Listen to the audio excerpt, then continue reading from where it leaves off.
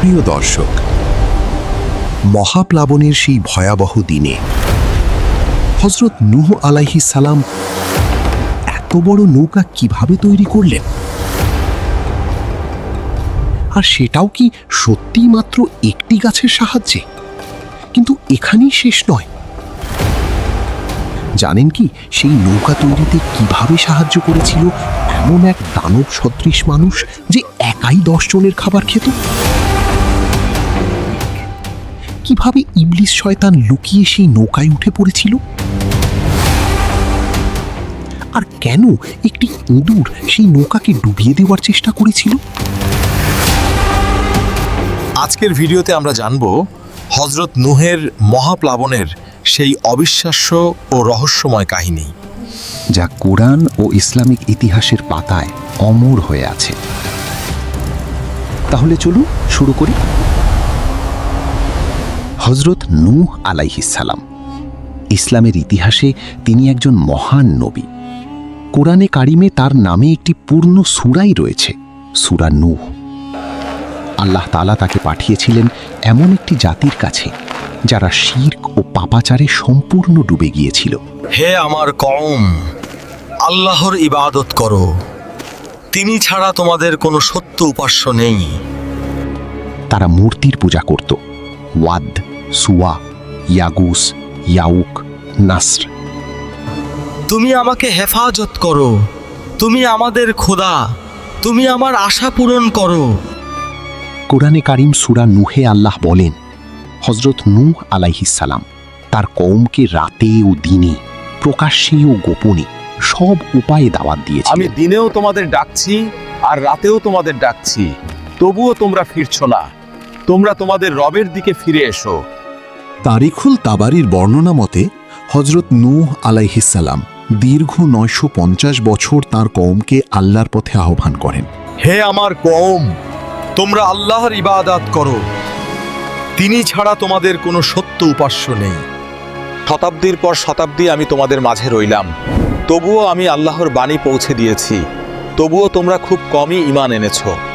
কিন্তু মুষ্টিমেয় কিছু মানুষ ছাড়া আর কেউ ঈমান আনল না। অবশেষে নিরাশ হয়ে তিনি আল্লাহর দরবারে ফরিয়াদ হে করলেন। আমার রব, আমি পরাজিত হয়ে গেছি, অতএব আপনি সাহায্য করুন। পৃথিবীতে কাফিরদের একজনকেও অবশিষ্ট রাখবেন না। হে আমার রব, আপনি যদি এদের রেখে দেন তবে এরা আপনার বান্দাদের পথভ্রষ্ট করে দেবে। সূরা নূহ 26-27। আল্লাহ তাআলা তার এই দোয়া কবুল করলেন। দীর্ঘ দাওয়াতের পরও যখন হৃদয়গুলো বদলালো না, তখন নেমে এলো ফয়সালার সময়। একদিন হযরত জিবরাইল আলাইহিস সালাম এসে হযরত নূহ আলাইহিস সালামকে বললেন, হে নূহ, আপনার রবের পক্ষ থেকে বার্তা এসে গেছে। হে আল্লাহর নবী, আল্লাহ তাআলা এক ভয়াবহ মহাপ্লাবনের মাধ্যমে কাফেরদের ধ্বংস করবেন। আপনি এখনই একটি বিশাল নৌকা তৈরি করুন, সেই নৌকায় তুলে নিন আপনার মুমিন উম্মতদের এবং পৃথিবীর সকল প্রাণী থেকে এক জোড়া করে। কোরআনে কারীম সূরা হুদে আল্লাহ বলেন, আমি নূহকে ওহী করলাম, আমার তত্ত্বাবধানে এবং আমার ওহী অনুযায়ী নৌকা তৈরি করো। সূরা হুদ 37। হযরত নূহ আলাইহিস সালাম নির্দেশ পেয়ে চিন্তায় পড়ে গেলেন। এত বড় নৌকা, কাঠ কোথায়, মানুষ কোথায়, উপকরণ কোথায়? তবুও আল্লাহর হুকুম পালন করতে হবে। এরপর শুরু হলো এমন এক প্রস্তুতি যা মানুষের চোখে অসম্ভব, কিন্তু আল্লাহর হুকুমে অনিবার্য। তিনি তার মুষ্টিমেয় সঙ্গীদের নিয়ে ছুটলেন সেই গাছের দিকে, যেটি তিনি বহু বছর আগে রোপণ করেছিলেন। সেখানে পৌঁছে তিনি থমকে গেলেন। বিস্ময়ে তার চোখ বড় হয়ে গেল। কিন্তু এই নৌকা তৈরির পথ মোটেই সহজ ছিল না। প্রতিটি ধাপেই অপেক্ষা করছিল বিস্ময়। সেই ছোট্ট চারাটি এখন এক বিশাল বৃক্ষ, 600 গজ লম্বা, 400 গজ প্রশস্ত। দূর দূরান্ত থেকে মানুষ এসে গাছটি দেখে যেত। গাছ কাটতে গেলে এলাকার মানুষ বাধা দিতে এলো, বলল, হে নূহ, এটা আমাদের প্রদর্শনীর জিনিস, তোমাকে এইটা আমরা কাটতে দেব না। কিন্তু হজরত নূহ আলাইহিসসালামের সঙ্গে ছিলেন আহুম, অসাধারণ শক্তির অধিকারী এক ব্যক্তি। হে নূহ, তোমার পাশে আবার কে দাঁড়িয়েছে? তুমি কি আমাদের ভয় দেখাতে চাও? সে বাধাদানকারীদের সরিয়ে দিয়ে নিজ হাতে গাছ কেটে ফেলল। কিন্তু এর বড় সমস্যা, নৌকার জন্য আরও কাঠ দরকার। হজরত জিব্রাইল আলাইহিসসালাম জানালেন, হে নূহ, নীল নদীর দিকে যাত্রা করো, সেখানেই তোমার প্রয়োজনীয় কাঠ রয়েছে। কিন্তু নদীর গভীর তল থেকে গাছ তোলা সাধারণ মানুষের পক্ষে অসম্ভব। তখন সঙ্গীরা বললেন, হে নূহ, উজ ইবন উনুকের কথা কি আপনার মনে আছে? হয়তো এই কাজের জন্য সে হতে পারে উপযুক্ত ব্যক্তি। উজ ইবনে উনুক আছেন, তিনি সমুদ্র থেকে অনায়াসে মাছ তোলেন। উজ ইবনে উনুক হজরত আদম আলাইহিসসালামের বংশধর। তার উচ্চতা ছিল 3000 গজ, শরীর ছিল সুগঠিত। তিনি একাই 10 জনের খাবার খেতেন। 6 মাস ঘুমাতেন, 6 মাস খাবার খুঁজে বেড়াতেন। হজরত নূহ আলাইহিসসালাম তার কাছে গিয়ে বললেন, তুমি যদি নীলনদ থেকে গাছ তুলে দাও, আমি তোমাকে পর্যাপ্ত খাবার দেব। খাবারের কথা শুনেই উজ রাজি। ঠিক আছে, আমি তোমার কথায় রাজি। তুমি যদি আমাকে পেট ভরে খাওয়াতে পারো, তাহলে আমি তোমার কাজ করে দেব। কিছুক্ষণের মধ্যে সে নীলনদ থেকে বড় বড় গাছ তুলে এনে দিল। কিন্তু পুরস্কারে মাত্র 3টি রুটি পেয়ে উজ রেগে গেল। বলল, এটা কি মজা! আমার এই 3টা রুটিতে কোনোদিন পেট ভরবে? আমি এখনই গাছগুলো আবার পানিতে ফেলে দেব। হজরত নূহ আলাইহিসসালাম শান্তভাবে বললেন, বিসমিল্লাহ বলে খাওয়া শুরু করো।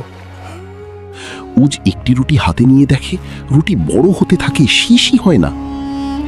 একটানা 1200 রুটি খেয়ে সে তৃপ্ত হল। হেসে বলল, হে নবী, তুমি আমাকে অনেক দিন পর পেট ভরে খাওয়ালে।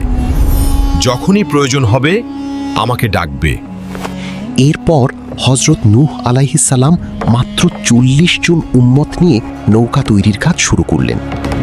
1000 গজ লম্বা, 400 গজ প্রশস্ত এক বিশাল নৌকা। আল্লাহ তাআলা ফেরেশতাদের মাধ্যমে সাহায্য করলেন। 40 দিনের মধ্যে নৌকার কাজ প্রায় শেষ। এলাকার মানুষ প্রতিদিন আসতো আর বিদ্রূপ করে বলতো, হে নূহ, তুমি কি মরুভূমির মাঝখানে নৌকা বানাচ্ছ? এখানে সাগর কোথায়? তুমি কি এখন কাঠমিস্ত্রি হয়ে গেছো? হজরত নূহ আলাইহিসসালাম নীরবে কাজ করে যেতেন, কারণ তিনি জানতেন আল্লাহর হুকুম কখনো মিথ্যা হয় না। মানুষ বিদ্রূপ করছিল, অথচ অদৃশ্যভাবে পূর্ণ হয়ে উঠছিল আল্লাহর পরিকল্পনা। জাহাজ তৈরির পর বিধর্মীরা রাতের অন্ধকারে জাহাজে মলমূত্র করে অপবিত্র করতে লাগল। 15 দিনে জাহাজ প্রায় ভরে গেল।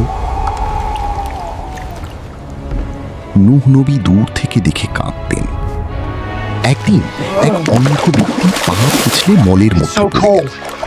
উঠে দেখল তার অন্ধত্ব দূর হয়ে গেছে, চেহারা সম্পূর্ণ বদলে গেছে। আমি এখন দেখতে পাচ্ছি। এই ঘটনা দ্রুত ছড়িয়ে পড়ল। শুনেছো? ঘটনাটা নূহুর নৌকায় গিয়ে একজন অন্ধ ময়লার মধ্যে পড়ে গেছিল। সে ওঠার পরে তার চেহারা খুব সুন্দর হয়েছে এবং সে দেখতে পাচ্ছে। এরপর শত শত অন্ধ, পঙ্গু ও রোগীরা সেখানে আসতে লাগলো। সবাই আরোগ্য পেল। আমি দাঁড়াতে পারছি। আমি আবার হাঁটতে পারছি। দেশ বিদেশ থেকে মানুষের ঢল নামল। সপ্তাহের মধ্যে জাহাজ সম্পূর্ণ পরিষ্কার হয়ে গেল। নৌকা প্রস্তুত হলো, কিন্তু পরীক্ষার সবচেয়ে অন্ধকার অধ্যায় তখনও বাকি ছিল। নৌকায় ওঠার সময় এলো। হজরত নূহ আলাইহিসসালাম সকল ঈমানদারদের এবং প্রতিটি প্রাণী থেকে এক জোড়া করে নৌকায় তুললেন। তার ছেলে কেনান ঈমান আনেনি। বাবা বারবার বলার পরও সে নৌকায় উঠতে অস্বীকার করল। শেষবারের মতো হজরত নূহ আলাইহিসসালাম ক্রোধে বললেন, ওরে শয়তান, নৌকায় ওঠ! আর ঠিক সেই মুহূর্তে ইবলিশ লাফ দিয়ে নৌকায় উঠে বসল। কেনান আর উঠল না। পরে বন্যার পানিতে পাহাড়ের আশ্রয় নিলেও শেষ রক্ষা হলো না। ঝড়ের প্রচণ্ড থাপ্পড়ে তার শরীর চূর্ণ হয়ে গেল। আল্লাহ সূরা হুদে বলেন, নূহ বলল, হে আমার রব, আমার ছেলে তো আমার পরিবারের একজন। আল্লাহ বললেন, সে তোমার পরিবারের নয়, নিশ্চয়ই সে একটি অসৎ কাজ। সূরা হুদ 45-46। এদিকে নৌকায় ইবলিশ চুপ করে বসে আছে। অনেকদিন পর তার মাথায় একটা কুটিল বুদ্ধি এলো। বাইরে ছিল প্লাবনের আশঙ্কা, আর ভেতরে নিঃশব্দে জন্ম নিচ্ছিল এক নতুন ষড়যন্ত্র। সে শূকরের কাছে গিয়ে তার নাকে সুরসুরি দিল। শূকর জোরে হাঁচি দিল, আর তার নাক থেকে বেরিয়ে এলো ইঁদুর। ইবলিশ আগেই পৃথিবীতে থাকাকালীন শূকরের নাকে ইঁদুরের ছানা লুকিয়ে রেখেছিল। ইঁদুরগুলো নৌকার নিচতলায় গিয়ে কাঠ কাটতে শুরু করলো। ইবলিশের উদ্দেশ্য নৌকায় ছিদ্র করে পানি ঢুকিয়ে দেওয়া, কিন্তু একজোড়া কবুতর এটা দেখে ফেলল। তারা দ্রুত হযরত নূহ আলাইহির কাছে এসে জানালো। হযরত নূহ আলাইহি প্রাণীদের কাছে জিজ্ঞেস করলেন, ইঁদুর কোথা থেকে এলো? শূকর সত্যি কথা বলল। তখন হযরত নূহ আলাইহি বাঘের পিঠে হাত বুলিয়ে দিলেন, আর আশ্চর্য, বাঘের শরীর থেকে জন্ম নিল বিড়াল। বিড়াল ইঁদুর ধরে নূহ আলাইহির সামনে হাজির করল। ইঁদুর কাঁদতে কাঁদতে বলল, হে আল্লাহর নবী, আমরা ইবলিশের কথায় ভুল করেছি, আমাদের ক্ষমা করুন। নূহ আলাইহি তাদের ক্ষমা করে দিলেন। তারপর এলো সেই দিন যেদিন আকাশ, মাটি আর পানি একসাথে বহন করলো আল্লাহর ফয়সালা। তারপর এলো সেই ভয়ঙ্কর দিন। আকাশ ভেঙে পড়ল বৃষ্টিতে, মাটি ফুঁড়ে উঠে আসলো পানির ধারা, মরুভূমির বুকে নেমে এলো জলের স্রোত। কুরআনে কারীম সূরা কামারে আল্লাহ বলেন, আমি খুলে দিলাম আকাশের দরজা প্রবল বৃষ্টিতে, আর মাটি থেকে উৎসারিত করলাম ঝর্ণা। তারপর দুই পানি মিলে গেল এক নির্ধারিত কাজে। সূরা কামার 11-12। দেখতে দেখতে সমস্ত পৃথিবী তলিয়ে গেল, পর্বতের চূড়াও ডুবে গেল পানির নিচে। শুধু একটি নৌকা, হযরত নূহ আলাইহিস সালামের নৌকা, ভাসছে বিশাল জলরাশির উপর যেন কচুরিপানার মতো। টানা 40 দিন অবিরাম বৃষ্টি।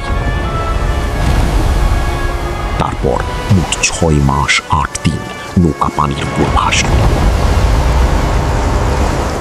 আল্লাহ বলেন, হে পৃথিবী, তোমার পানি গিলে নাও। হে আকাশ, থামো। পানি কমতে শুরু করল। সূরা হুদ 44। শেষমেশ নৌকা এসে থামল জুদি পর্বতে। পৃথিবীর অবস্থা জানতে হযরত নূহ আলাইহিস সালাম কবুতরকে পাঠালেন। হে আল্লাহের নবী, পৃথিবীর মাটি এখন শুকনো এবং বসবাসের উপযুক্ত হয়েছে। হযরত নূহ আলাইহিস সালাম তার উম্মতদের নিয়ে নৌকা থেকে নামলেন। জীবজন্তুরা যার যার গন্তব্যে ছড়িয়ে পড়ল। পৃথিবী আবার নতুন করে শুরু হলো, একটি পরিষ্কার পবিত্র পৃথিবী। এই সময় ইবলিশ এসে বলল, হে নবী, আপনি আমার জীবন বাঁচিয়েছেন, বলুন আমি আপনার কি সেবা করতে পারি? তোমার কোনো সেবা আমার দরকার নেই, চলে যাও এখান থেকে। তবু একটা কথা জানিয়ে রাখি, একদিন রাতে আপনি উট পাখির মাংস খেয়ে ঘুমিয়ে পড়েছিলেন। আমি আপনাকে গভীর ঘুমে ফেলে রেখেছিলাম যাতে আপনার নামাজ কাজা হয়। হযরত নূহ আলাইহিস সালাম শুনে বললেন, আস্তাগফিরুল্লাহ, আমি আর জীবনে পেট ভরে খাবো না। ইবলিশ বলল, আস্তাগফিরুল্লাহ, আমিও আর মানুষকে সত্যি কথা বলবো না। এরপর ইবলিশ চলে গেল। মহাপ্লাবন থেমে গেল, কিন্তু এই কাহিনীর শিক্ষা রয়ে গেল সব যুগের মানুষের জন্য। হযরত নূহ আলাইহিস সালাম 950 বছর দাওয়াত দিলেন, অপমান সহ্য করলেন, পরিবারের প্রিয়জনকে হারালেন, তবু আল্লাহর উপর তাওয়াক্কুল ছাড়েননি। কুরআনে কারীম সূরা আল আনকাবুতে আল্লাহ বলেন, আমি নূহকে তার কওমের কাছে পাঠিয়েছিলাম। তিনি তাদের মধ্যে 1000 বছরের কম 50 বছর অবস্থান করেছিলেন। সূরা আনকাবুত 14। এই কাহিনী থেকে আমাদের শিক্ষা, আল্লাহর উপর তাওয়াক্কুল রাখলে অসম্ভবও সম্ভব হয়। পাপাচারের পরিণতি সর্বদা ধ্বংস। ঈমানদারের জন্য আল্লাহর সাহায্য সব সময় আসে, হয়তো একটু দেরিতে, কিন্তু অবশ্যই আসে। ইবলিশ সবসময় আমাদের ক্ষতি করতে তৎপর, তাই সর্বদা আল্লাহর আশ্রয় নিন। প্রিয় দর্শক, এই ছিল আজকের ভিডিও। ভিডিওটি ভালো লাগলে লাইক দিন, চ্যানেলটি সাবস্ক্রাইব করুন এবং বন্ধুদের সাথে শেয়ার করুন। আর কোন বিষয়ে ভিডিও দেখতে চান কমেন্ট বক্সে জানান। আল্লাহ আমাদের সকলকে হযরত নূহের মতো অবিচল ঈমানের সাথে জীবন কাটানোর তৌফিক দান করুন। আমিন।